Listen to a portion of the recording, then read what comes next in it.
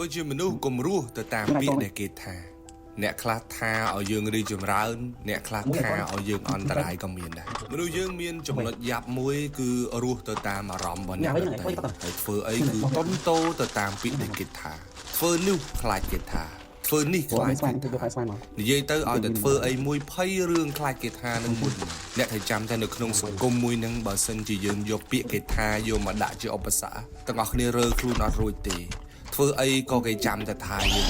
នៅពេលដែលយើងក្រគេថាយើងនឹងវាអត់គំនិតនៅពេលដែលយើងមានបានគេថាយើងនឹងវាហៃសូវាដូរចរិតនៅពេលដែលយើងស្ងាត់ស្ងៀមគេហៅយើងនឹងសង្ងំចាំទៅយើងសុខហើយនៅពេលដែលយើងចែកម្លែកចេញសកម្មភាពគេថាយើងនឹងសម្ដែងនៅពេលដែលយើងចេះរស់ស៊ីចេះធ្វើទីផ្សារគេថាយើងនឹងចូលនៅពេលដែលយើងអត់ចេះរស់ស៊ីចេះធ្វើអីសោះគេថាយើងនឹងគ្មានគំនិត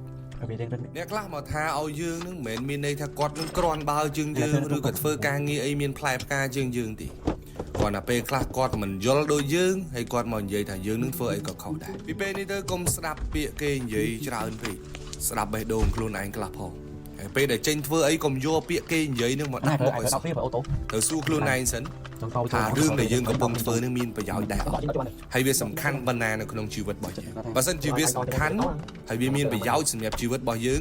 ទោះបីជានរណានិយាយឲ្យបែកផែនដីទៀតក៏ត្រូវតែទៅធ្វើដែររឿងទី2សួរខ្លួនឯងមើលថាស្រឡាញ់ការងារនឹងប៉ុណ្ណា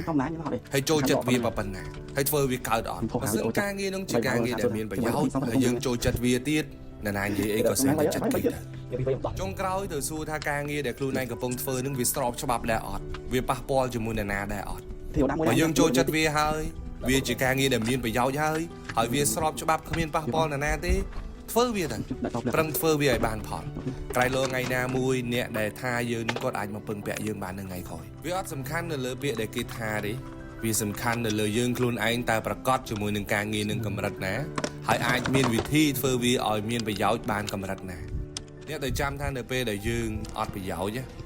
មិនបាច់និយាយអីសោះក៏ខុសដែរ